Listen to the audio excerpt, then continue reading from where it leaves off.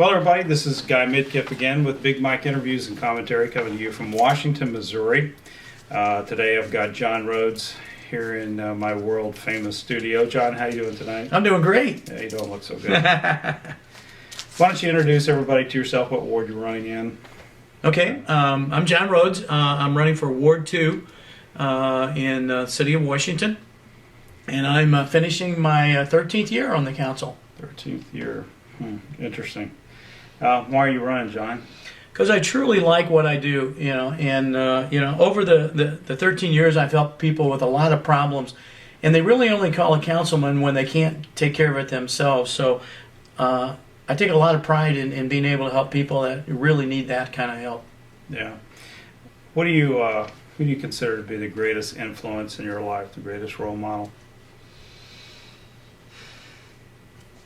I think it's really my parents, which gave me a very strong work ethic, and really encouraged me to do a good job and really not only look after myself but other people. What is your style as a councilman? Are you a hands-on guy? Do you let the staff, do most of their work? I mean, exactly how do you characterize your style as a city councilman?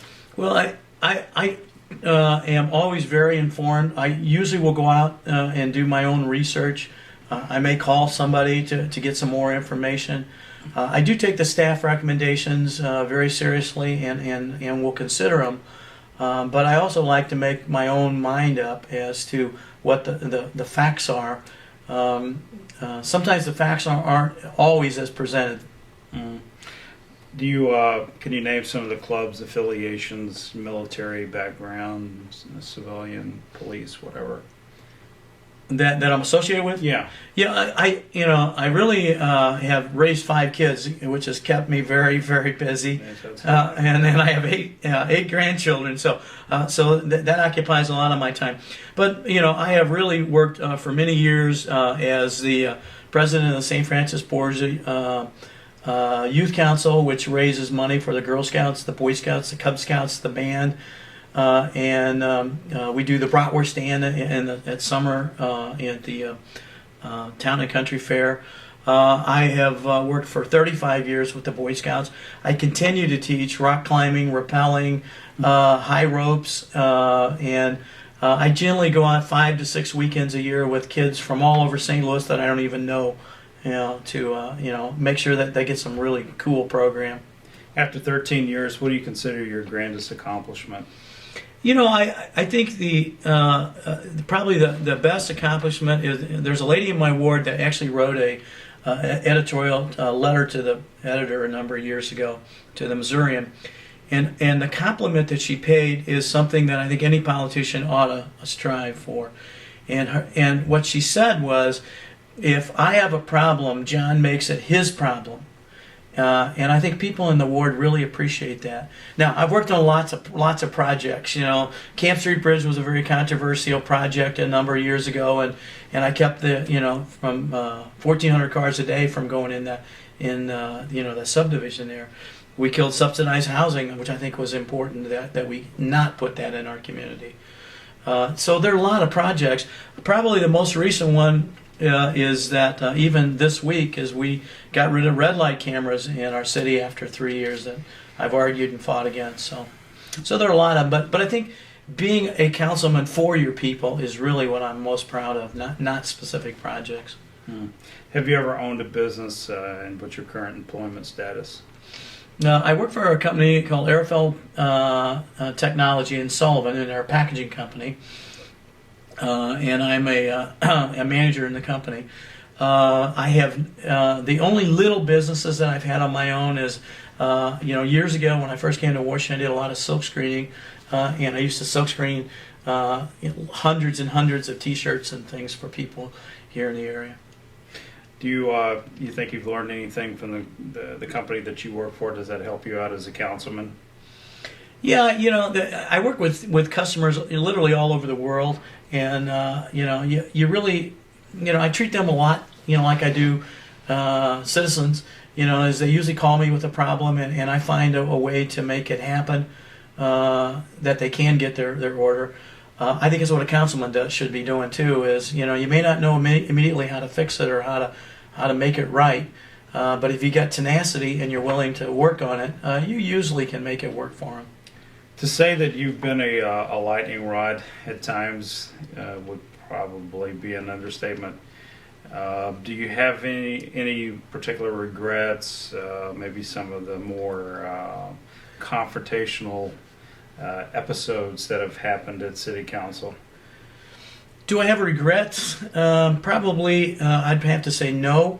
I don't take people on lightly, and that it's usually important to my constituents that we resolve an issue. I made a comment a few months ago. Went back to the police chief and said, well, you believe in Santa Claus too, and that was probably inappropriate. You could see how that could have been misinterpreted. Yes, and I wasn't saying Santa Claus isn't real, because I think the spirit of Christmas and Santa Claus is quite real. Okay, fair enough. Why should the voter vote for you, John? Well, I think I bring a lot of experience, both personal in my personal life with my kids and growing up here, and the integrity of when I commit that we're going to work on a project or we're going to do it. I'm not changing my vote down the line. When the people came to me and didn't want the Camp Street Bridge, I fought very hard, and I never changed my vote on that one. When we talked about subsidized housing, and I found out, I never changed my vote on that one. I consistently, voted against it and worked for it, against it. Camp Street Bridge was an interesting issue, though. That was really narrowly defined in the community. I don't know, had we have taken a vote, if the community at large would have passed that or not. It's really tough to gauge. I could never really quite tell how the majority of the city felt on Camp Street Bridge. Do you have any input on that? I would say it probably would be a toss-up and really, really hard to determine whether the whole community. The solution there has always been that we needed a second entrance. But what was offered is to go to international. And what we heard from some of the staff was that that's not possible, that the Department of Natural Resources would not permit it. But I personally called Jeff City. I know it's doable. It's just a matter of, do we have the will to do it? Well, where would you ideally like to see access point be ultimately? Well, I think it makes a lot of sense to come off of International. International is, we have the city park on one side, the baseball fields, and you go toward highway or toward 5th Street. We have commercial development, or we have one small trailer court, but there's no real residential housing.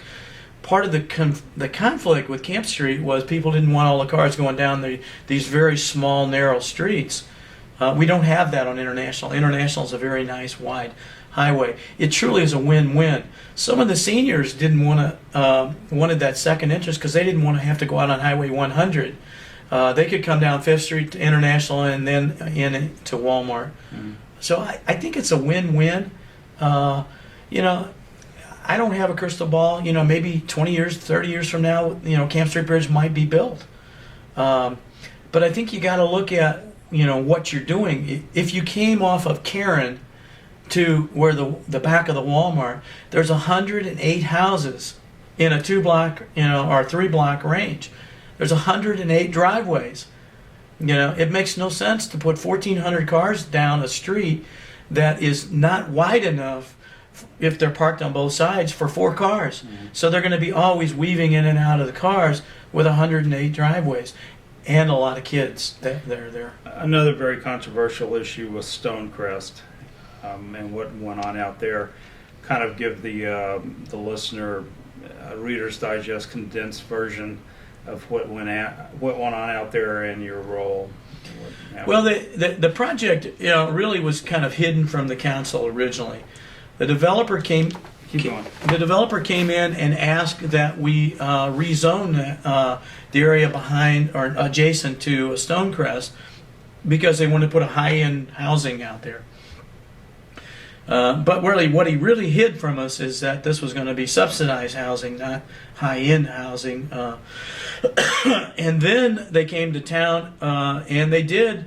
They invited the mayor and the two councilmen. I could not make the meeting and did not know, what was happening until, much later.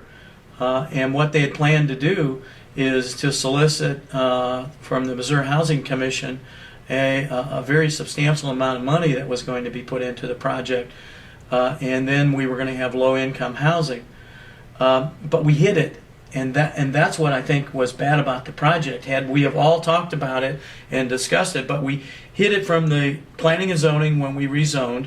We hid it from the council when they came to the council for council approval, and then we hid it from the residents of Stonecrest. And only when I was made aware of it that that they were looking for my recommendation as well as several others, and I began investigating it. Did we bring it public? And once it was public, it was too painful for him to continue because there was a lot of around the state a lot of problems with the way the developer had done other projects. One of the people that had originally agreed to give him the money was actually an officer in the company that was going to develop the project, and the Missouri Housing Commission was under investigation from the FBI investigation. So it was just corrupt all the way around. But don't you feel like that maybe subsidized housing plays a role in the community at some level? Yeah, I would agree. Yeah, I foresee that. But I think there's a real difference in that we have subsidized housing now, but it's one apartment here and one apartment there, not the whole development. I grew up in St. Louis originally, and I can tell you when you put subsidized housing in, it's a festering cancer in your community. It will draw drugs. It's going to draw crime.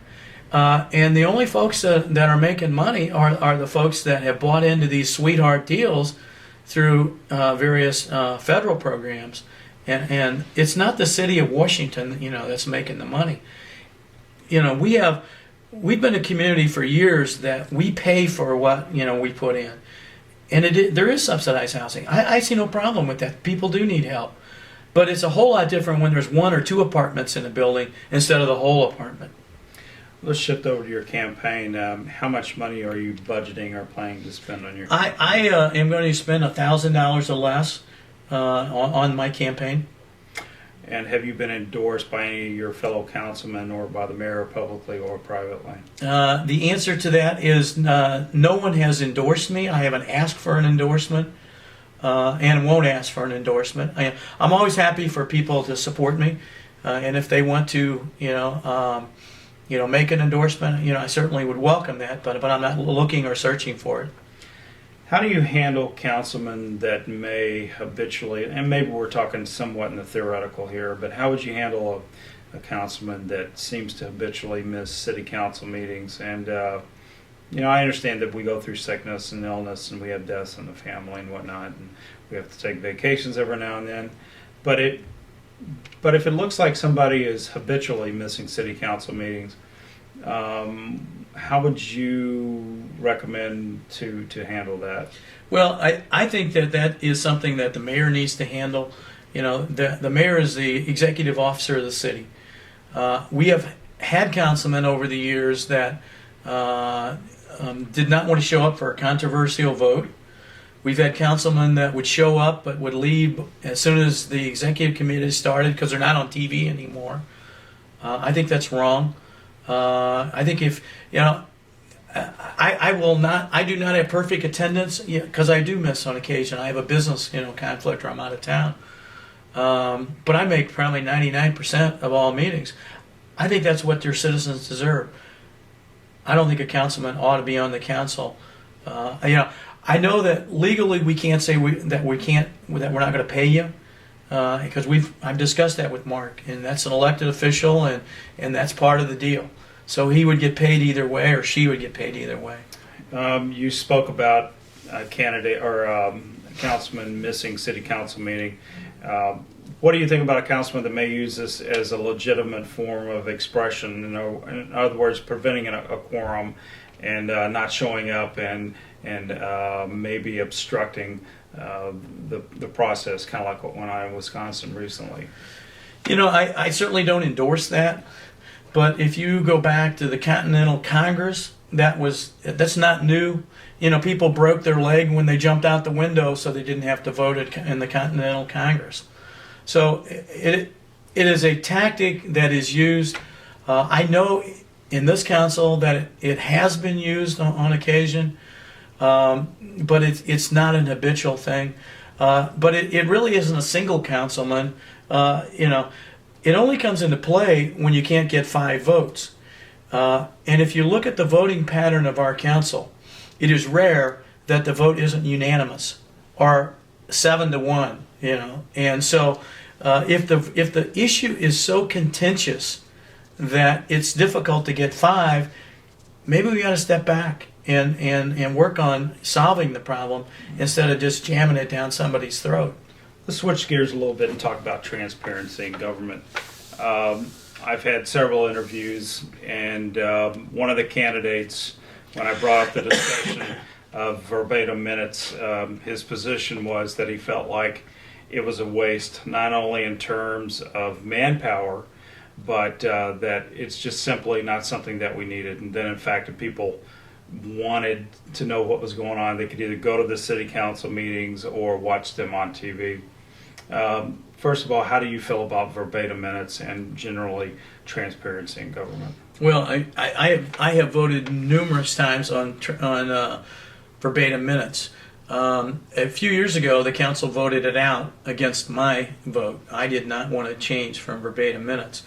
And the issue really comes down to we would take a conversation that may happen over a 45-minute or an hour discussion, and we'd have it in 2 sentences. Well, obviously, we didn't have all the details in 2 sentences. So what would happen is we might come back 6 months or a year later, and we would say, well, as a council, do you remember we agreed that we're going to do this? And the staff would say, oh, no, we didn't agree. It was something else. And when we went back to review the minutes, we really couldn't determine what we agreed to do. So we changed it, and we now do verbatim minutes. And I know it takes a clerk some time to do this, but when we get done, we have a document. We knew exactly what John Rhodes said, or Connie Groth, or any of the other council. We know exactly. And we don't have to try and interpret what 2 sentences meant. I think that's really transparency. We also now have the council meetings available on washmo.com, which we didn't have before. And it's up there within 24 hours. It allows somebody to look at those and not only be able to read, but to hear the flavor. Was that councilman mad? Was somebody being rude? Because sometimes you can't see that and hear that when you read the minutes, but you can with the audio. City board appointments, probably as much as anything, is the backbone of this community. It's what makes Washington great. It's the volunteerism. It's all the boards that we have. Some of the people have been sitting on these boards and in these positions for a long time, in excess of a decade. Do you feel like, are you happy with that setup? Would you like to see new blood come in, other people given a chance, maybe go through an application process? How do you feel about that? Guy, I think we have some excellent board members that do some super jobs. But saying that, when you think that our town is approximately 14,000 people, and we've got the same 100 people on boards that we had 5 years, 10 years ago, I think there's always an opportunity to bring new people in, and it really doesn't happen often enough. And I would say the same thing with council appointments to boards. I think that we need to move the council around on different boards, and there's certain boards that people really have an affinity and really like to be on, and other ones, it's like nobody wants to do it. So I would totally agree. I think you need more people. Let's kind of get into the mind of John Rhodes and kind of look at some issues, key issues over the past, present, and looking into the future. And let's see if we can kind of give the voter some ideas how you would feel. Well, right now, one of the big issues is the Highway 100 beautification. How do you feel about spending roughly 150,000 local tax dollars, in totality $750,000 to beautify roughly 1,000 yards of road coming into town? Do you feel like this is a wise expenditure of taxpayer funds? I think when the project's done, it'll be gorgeous. Is it worth it? Probably not. When we were putting the highway in, we were discussing that same thing. And it was my argument then, it made no sense that if we were going to, down the road, want to beautify this, why are we spending these hundreds of thousands of dollars on concrete? And now we're going to tear the concrete out 3 years later. To me, it doesn't make a lot of sense. I think there's a lot better places that we could spend $150,000. I think there's a lot better uses of that money, the federal money. The argument's always, if we don't take it, somebody else will. Okay, I understand that argument, but we're not creating jobs with this project. But some people argue that it does create jobs, that it's stimulative in nature, and that it does stimulate jobs long term, near term. And they feel like that it does bring value to the community. I think some of the car dealers out there have expressed interest in having it completed. Do you feel like it will stimulate the economy? I think you're going to see, some construction folks out there, and yes, their jobs are certainly, helped, but I don't see any long term. If you really listen to some of the emergency service people are not excited about it either. Why? Because it means that, right now you have an accident on one part of the highway. We can barricade it and shift people into the oncoming lane. We can't do that if that median's there. It means if I need to turn my fire truck around, I either have to back all the way up or I have to go down and turn around and find a place to turn it around. Same thing with an ambulance. It will slow some of the first responders. Now, police cars, everything. Is it insurmountable? No, it's probably they'll probably work around it. I think it will look gorgeous, and I think it'll reflect nice on the city. I'm just not sure it's worth $700,000. Well, particularly when you look at the state of affairs for the state budget and the federal budget, trillions of dollars in deficit at the national level, and millions, multi-millions of dollars at the state level. Some people are saying that we should possibly make a stand right here and right now and say we are not going to take this blood money anymore. Those are the comments that I've heard made. Mm-hmm. And they feel like they don't want to have any part of it, that enough's enough, and it's got to start somewhere. Yeah, it's always when you deal with money, $700,000 is not a lot of money. Well, it is to me, and it is to you, and other citizens in our town. $700,000 is a lot of money. Yeah. And say, well, it's not the 700, it's the 25 projects that are all 700. Now we're talking real money. Well, if you don't start somewhere, now I can't control if it's not used somewhere else. I can only control where it is here. I don't think it's a good use of city money. We can't get the money to build the new Highway 47, Missouri Bridge. It'd be nice to have $700,000 in the kitty for that. But we won't have it. Moving on, no smoking bans kind of lurking out there in the weeds. There's been a lot of talk about it. How do you feel about a no smoking ban? I said the other night in our Meet the Candidate is I don't see a huge cry for this. I'm a non-smoker, and when I go to a restaurant, I insist on a non-smoking area. I sometimes get moved a couple of times while I'm eating, and they move plates and everything. I think that's my right as a customer. But I think that owner of that company or that restaurant has some rights too. If all of his customers quit coming because he has smoking, I'll guarantee you that he'll make it a non-smoking facility. Yeah. I have no hang-up with the clubs, the KCs, the Knights. That's a private club. If they want to have smoking, they can have smoking. I may not go there for the fish fry, if I have to smell smoke. Sure. But that's my choice. You spoke about the Highway 147 bridge going across Missouri Uh-huh. River. If you thought that there was a way to get this bridge built faster in terms of 2, 3, 4, 5 years quicker, would you consider tolls being the impetus for building that bridge quicker, sooner? Yes, and that bridge was built originally in 1930s as a toll bridge. How do you handle, though, the argument? How do you meet the argument that this would be a hardship on the people that live across the river and have to come across multiple times a day for school?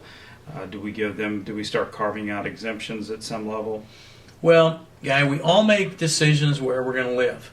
When I go to New Mexico to visit relatives, I go on the turnpike. And I can choose to go around the turnpike, which takes a lot longer, or I pay the $6 to drive down the Will Rogers Turnpike. That's a choice I make. And I understand that they come back and forth, but most parents put their kids on a bus. They're not the ones coming back and forth. Lowest bidder. How do you feel about lowest bidder, and should there ever be exemptions carved out for lowest bidder? I think the lowest bidder always ought to prevail. Because I know the council is considering or discussing now whether we go with a local bidder who's more expensive or the lowest bidder. I struggle with that because this is tax money. It's my money, your money, and everybody else's money.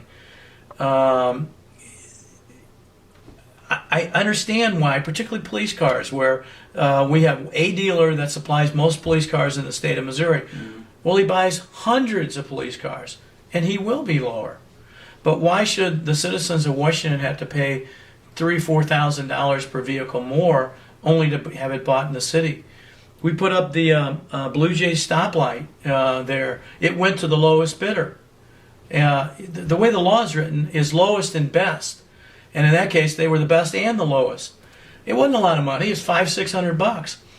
But when you start compromising of not taking the lowest bidder, what you do is you pervert the whole process, because the people say, "Well, I'm not going to bid. You're going to give it to your buddies." If they do end up, because the argument that I've heard from some of the councilmen, people are running, they'll make it to some extent. It's convincing. They will say that. This ensures that the money is plowed back into the community. And the response, or the question that I have is, even if we have a local contractor, it does not ensure that he will in fact hire local people. And do you believe, at that point, in prevailing wage? And how do we ensure that they are in fact using prevailing wage to pay these people that are working for them, the contractors? Mm-hmm. Right, we don't. They sign a contract that they are, but there's no guarantee. You look at our Chrysler dealership is owned by a St. Louis company, not a Washington company. Should that disqualify them? If they happen to be the lowest bidder? Right. Another issue, kind of shifting gears once again. Looks like mandatory sprinklers are going to pop up at some, no pun intended, pop-up sprinklers. Looks like that issue may be coming forward at some point. I think the general idea is that they'll be mandatory in the construction of all new residential homes. Would you support sprinklers being mandatory? No. I think that's a choice. Sprinkler systems work, but I can tell you, in our business, I've seen them go off when there was no fire. I've seen them do tremendous water damage. Now, we work 24 hours a day, so it's not going to run. But what if you were gone on vacation? What if you were just gone to the movies that night and your sprinkler went off? No. And so, no, I'm not a proponent. I have no problem if the contractor provides it and you want to buy it, that's fine. But it adds cost, and I'm not sure that it's worth that cost. in a home. Let's talk about TIFs for a little bit. Tax incremental funding. It's an instrument. It's a tool. It's an arrow in the quiver of municipalities to bring business into a community or to convert blighted areas. Do you believe in them? Do they work? Kind of tell us how you feel about TIFs. You know, for years Washington did not do TIFs ever. And when we got ready to put in the Vernacey project, he came to us to qualify for a TIF. And the feeling at that time was that there were structures that were derelict. And we argued and said it's really hard to say that we're going to condemn a pig shelter as a derelict shelter or derelict building. So what they did is they created a transportation district. And they didn't get a TIF. Now, that transportation district is an extra tax that goes on anything that's bought in that area. There is a dangerous slope here.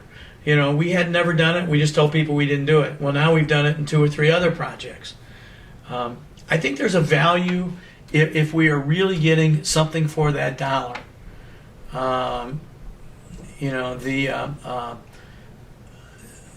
The person or the group that primarily is very violently against it is our school districts, because school districts tend to be the ones that are hurt the most by a TIF. The argument is always, right now this is usually farm property or agricultural property, not assessed very high, and that if we give them the TIF at some point when they build this development, shopping center, business, that it'll have a higher value and therefore they'll get more revenue. What the school district wants is they don't want to give that up, and I totally understand that.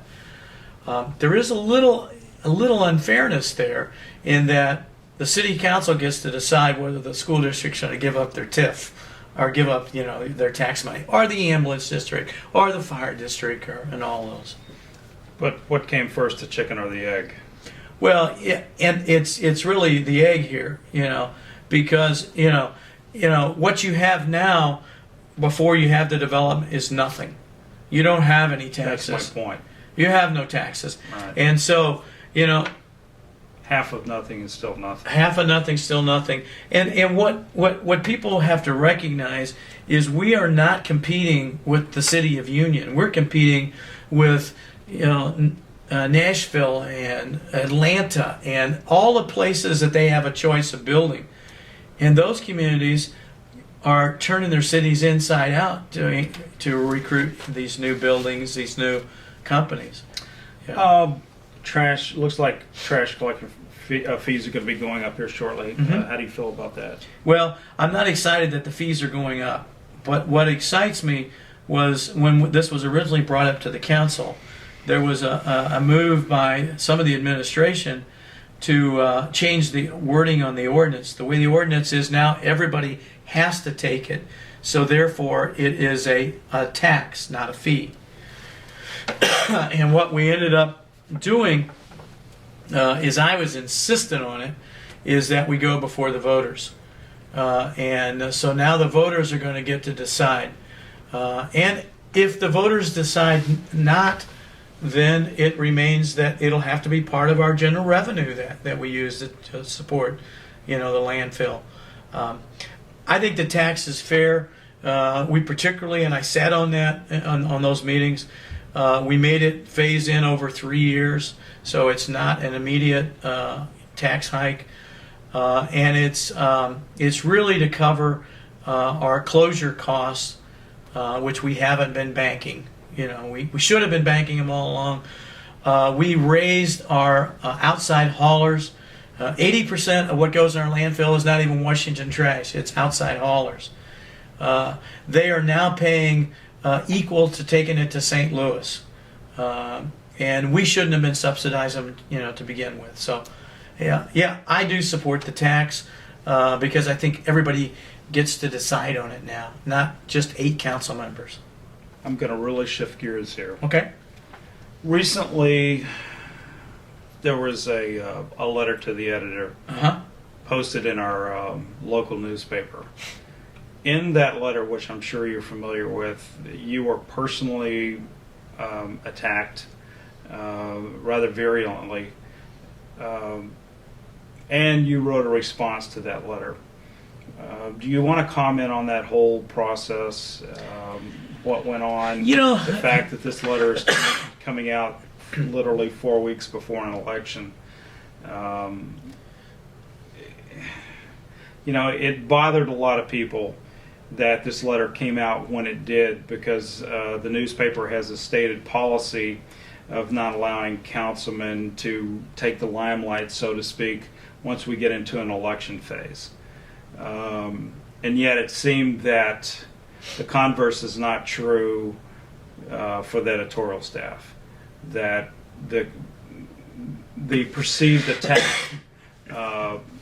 went forward even though we were well within political hunting season. Mm-hmm. All's fair in love and politics, Sure. I guess. Sure.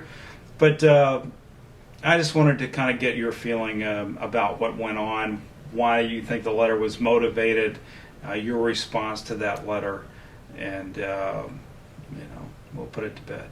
Okay. Well, as a politician, people have a right to complain and redress their counsel and their councilmen.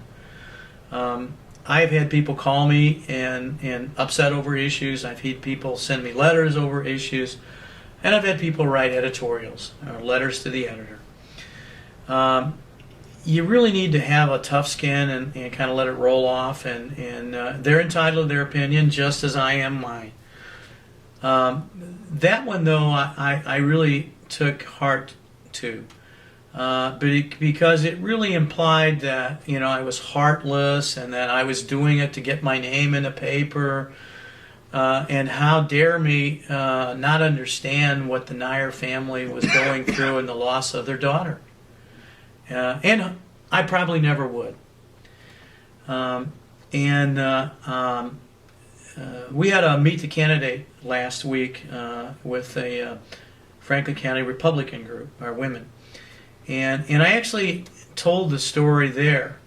It's a very private story. It's something I don't tell people.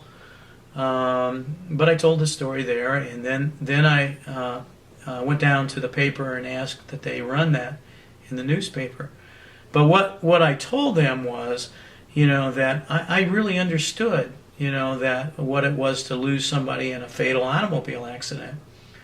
And you read the article, so you know the contents of it. But when I was 12 years old, coming back from a family gathering, my mother, father, and my sister were in a vehicle, and my father lost control on a snow-slick highway and began to roll the car down a very steep embankment. In those days, we didn't have airbags and seat belts. We just had doors. Yeah. And the doors came open, and as our car rolled, my mother, my father, and my sister were ejected. And for whatever reason, I wasn't, and the car continued rolling down into a very steep gully because it was next to a creek. When the car came to rest, I climbed out and found my mother and comforted her as she died. I think it's a tough lesson for a 12-year-old. But I learned that, a little harder, that 3 years later, when I was 15 years old, just 3 days before my birthday, and the other one had been just 4 days before my birthday, I came home and my father had died that day at home by himself of injuries that he had received. And what I said, and I still say it's very, very personal, was that, they say time, heals pain. And I got to tell you, Guy, it doesn't. It doesn't. And at times, I will tell you, that time doesn't even dull the pain. And what bothered me about the article is he was so calloused just to paint this big picture that I was a terrible, heartless person, when I have great compassion for those parents. But what he's unhappy about is I didn't vote to spend $2,000 on a road that's going to cost us several million to fix if we go down that road. 2,000 is going to make us feel good, maybe, but it's not going to fix the problem. And I didn't appreciate the article right before the election, and I asked that question from the Missourian, and they said, well, it's not a new letter, we've had it, and we just... Hold on. Say that again. They said it was not a new letter. They had it for quite a while, and it had gotten lost. So you're telling me that they had been sitting on the letter? Yes. Yes. Wonderful. And so when I put my response in, I offered to pay for it. Now, I didn't have to. They went ahead and ran it. But I felt strong enough that people ought to understand, if it wasn't a difference of opinion, he was challenging my personal character here. And that I did not understand what it was like to lose a loved one. But Well, I think we've kind of worked through that one. I just knew it was in the limelight. Kind of wanted to bring it out. I think it's relevant, to the context of what's going on. You're in a unique situation here. You're running against a candidate who you actually sat next to for 2 years. And it's a fair question, and I'll ask Jeff the same question tomorrow when I interview him. But just briefly compare and contrast yourself against your opponent, and take the last couple of minutes here to convince the listener through that comparison and contrastation why they should vote for you over your opponent. Well, if you hearken back to what we talked about when I said the lady wrote an editorial, and when John has a problem, John makes it his personal problem. I think as a councilman, where Jeff and I differ greatly, is that I serve my councilmen. I'm sorry, I serve my constituents as councilman. But, Camp Street Bridge, and I'll just give you a couple examples. Camp Street Bridge, I consistently fought against it. Sometimes a very uphill battle against it, but I consistently fought against it. Jeff campaigned against the Camp Street Bridge and then voted to seek federal funding to build the bridge. That's hypocritical. That is deceiving your voters. That's taking advantage of their good character of voting for you. When we voted, when the subsidized housing was going to go next to Stonecrest, which is also in Ward 2, Jeff supported it and wrote a letter of recommendation. I didn't. I never intended to. I told him that. The only time that Jeff changed position is when the constituents from Stonecrest wanted to barbecue him and called him at work and at home and threatened him. Not physically, but, that they were very upset with him. He didn't represent the ward. When we did the bridge or the stoplight on Blue Jay Drive, he voted for it. And then when the council, when the mayor vetoed it because he wanted to go to the higher bidder, Jeff flipped and voted for the highest bidder, not the lowest bidder, but had no background or information to support that. I think the contrast, and it's part of my campaign, is that I'm running on experience. I've got the most experience on of the two candidates or on the whole council, is honesty. When I tell you that I'm going to support something, I'm going to support it. And I'm not changing. I think it takes a lot of guts for a councilman to vote no, even if the majority's wrong. The majority's not always right.